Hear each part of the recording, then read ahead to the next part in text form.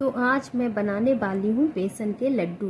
रक्षाबंधन आने वाला है तो क्यों ना अपने भाइयों को अपने हाथ से बनाकर मीठा खिलाया जाए। तो चलिए बिना देर किए हुए शुरू करते हैं। तो लड्डू बनाने के लिए यहाँ मैंने लिया है बेसन। बेसन को छन्नी में अच्छे से छान लेना है। जिस तरीके से मैं छान रही हूँ वैसे ही बेसन को अच्छे से छान लें। और हाँ, यहाँ पर मैंने बेसन 2 कटोरी लिया है और अगर वज़न के हिसाब से देखा जाए तो ये 500 ग्राम बेसन है। 500 ग्राम के हिसाब से ही मैंने कटोरी का इस्तेमाल किया था। मैंने बड़ी कटोरी ली थी, आप छोटी कटोरी में भी यूज कर सकते हैं। जितना भी लें, क्वांटिटी यही है कि अगर आप कटोरी के नाप से, ग्लास के नाप से ले रहे हैं तो उसी हिसाब, एक ही बर्तन के हिसाब से यूज करें। तो मैंने यहाँ पर ये बेसन 2 कटोरी लिया है और वज़न इसका 500 ग्राम है। तो अब बेसन मेरा अच्छे से यहाँ पर छन गया है। देखिए कितने अच्छे से बेसन को छान लिया है। यहाँ पर मैंने 1 कटोरा घी लिया है। इसी कटोरे से मैंने 2 कटोरी बेसन लिया था। तो कढ़ाई में अभी मैंने आधा कटोरी घी डाल दिया है और आधा बचा के रख लिया है, जिसे हम बाद में यूज करेंगे। अब कढ़ाई में बेसन को डाल देना है और इसे अच्छे से भून लेना है। तो ये बेसन के लड्डू बनाने का सबसे डिफ़िकल्ट पार्ट है, क्योंकि भूनने में ही सबसे ज़्यादा मेहनत लगती है। भूनना आसान तो बहुत है, पर इसे धीमी आंच पर लगातार चलाते हुए ही भूनना होता है, जिसके कारण हाथ में दर्द होने लगता है। अगर भूनते भूनते आपका हाथ दुख जाए तो आप किसी की मदद भी ले सकते हैं। एक बार बस बेसन भुन जाए ना अच्छे से, फिर तो बेसन के लड्डू बनाना बहुत ही आसान है। छोटे बच्चे भी लड्डू बना सकते हैं। बस भूनने में ही थोड़ी मेहनत लगती है, कठिन तो नहीं है, बस मेहनत है। लगातार चलाते हुए भूनते रहें। और हाँ, आप ना इसे बिल्कुल स्लो फ्लेम पे ना भूनें, थोड़ा मीडियम रखें। ज़्यादा स्लो फ्लेम भी कर लेते हैं तो फिर कढ़ाई गर्म नहीं होती है। मैंने जैसे कि पहले स्लो फ्लेम पे रखी थी तो मेरी कढ़ाई अच्छे से गर्म ही नहीं हो रही थी, बहुत धीमे धीमे बेसन भुन रहा था। फिर मैंने जब मीडियम फ्लेम पर रखी तो बेसन अच्छे से भुनने लगा। हाँ, फुल गैस करके बिल्कुल ना भूने, नहीं तो बेसन कच्चा रह जाएगा और अच्छे से पकेगा नहीं। जैसे जैसे बेसन अच्छे से भुनता जाएगा वैसे ही ये हल्का होता चला जाएगा और फिर भूनने में बिल्कुल परेशानी नहीं होगी। और जैसे ही आपका बेसन भुनने वाला होगा वैसे ही इसमें बहुत ही अच्छी खुशबू आने लग जाएगी। आपको लगने लगेगा कि हाँ, बेसन भुन रहा है। पूरे घर में खुशबू फैल जाती है जब भी बेसन भूनते हैं तो। और इसका कलर भी थोड़ा पहले से चेंज हो जाएगा, हल्का पिंक सा कलर हो जाएगा इसका। तो समझिए आपका बेसन अच्छे से भुन गया है और कढ़ाई से बिल्कुल नहीं चिपकेगा। तो यहाँ मैंने बेसन को दूसरे बर्तन में ट्रांसफ़र कर लिया है, जिससे कि ये ठंडा हो जाए। इसे फैलाकर रखा है जिससे ये जल्दी ठंडा हो जाए। तो बेसन अब यहाँ पर अच्छे से ठंडा हो चुका है।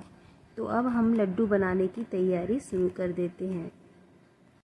तो अब बेसन में मैंने यहाँ पर 2 कटोरी बूरा डाला है। आप बूरे की जगह शक्कर भी डाल सकते हैं। अब बूरे को बेसन में अच्छे से मिक्स कर देना है। बूरे से लड्डू बहुत ही टेस्टी और दानेदार बनके तैयार होते हैं। आप बूरे की जगह 1 कटोरी शक्कर और 1 कटोरी बूरा भी ले सकते हैं। अब बूरे को मैंने बेसन में अच्छे से मिक्स कर दिया है और 5 मिनट के लिए इसे रखकर छोड़ दिया था। तो अब ये बिल्कुल तैयार है, पूरा इसमें अच्छे से सेट हो गया है। तो अब ये बेसन के लड्डू बनाने के लिए बिल्कुल तैयार है। पर लड्डू बनाने से पहले अब हमें एक स्टेप और कर लेना है कि एक बर्तन लें और एक छन्नी लें और उसमें इस बेसन को डाल के अच्छे से छान लें।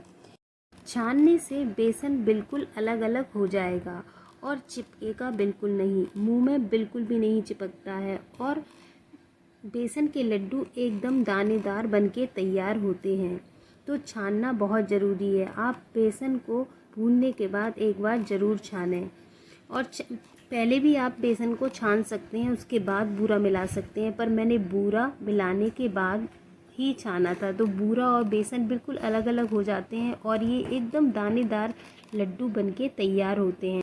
तो यहाँ पर मैंने सारे बेसन को अच्छे से छान लिया है और आप अभी देखेंगे ये बेसन आप देख सकते हैं वीडियो में कितना देखने पर भी ये बहुत दानेदार लग रहा है।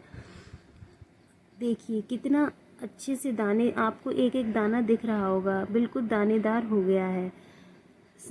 बेसन और बूरा बिल्कुल अलग अलग हो गया है, इसकी वजह से अब ये मुंह में बिल्कुल नहीं चिपकेगा। अब मैं इसे दूसरे बर्तन में ट्रांसफ़र कर लेती हूँ और अब बनाऊंगी इसके लड्डू। तो आप लोग ज़रूर बनाइएगा बेसन के लड्डू इस रक्षाबंधन पर और अपने भाइयों को खिलाइए। लड्डू एक ऐसी है मिठाई है जो बिना मिलावट के बनती है और मार्केट से तो अभी बहुत मिलावट आती है। तो यहाँ पर जो मैंने आधा कटोरी घी बचाया था वो यहाँ पर पूरा ऐड कर देना है और थोड़ा थोड़ा कर कर घी ऐड करें। जितने घी की आपको ज़रूरत हो उतना ऐड करें। वैसे पूरा घी पड़ जाता है इसमें, फिर आप अपने हिसाब से कम ज़्यादा कर सकते हैं। पर पूरा घी आप डाल देंगे तो 2 कटोरी बेसन में 1 कटोरी घी अच्छे से पड़ता है, तभी बेसन के लड्डू बहुत ही स्वादिष्ट बनते हैं। तो मैं यहाँ पर घी थोड़ा थोड़ा करके मिक्स करूँगी और मैंने यहाँ पर घी मिक्स कर दिया है। देखिए अब लड्डू बिल्कुल दाना भी नहीं चिपक रहा है और ये लड्डू बहुत ही अच्छे और स्वादिष्ट बनके तैयार होंगे, बिना मिलावट के, एकदम शुद्ध मिठाई। क्योंकि मार्केट में तो बिना मिलावट के कुछ मिलता ही नहीं है। तो मुझे लगता है इस त्यौहार पे बेसन के लड्डू सबसे बेस्ट हैं। तो आप लोग भी बनाइएगा और बनाने में भी ये बहुत ज़्यादा आसान है, हर कोई बना सकता है। और बेसन के लड्डू तो एक ऐसी मिठाई है जो हर किसी को पसंद आती है, सबके ही फेवरेट।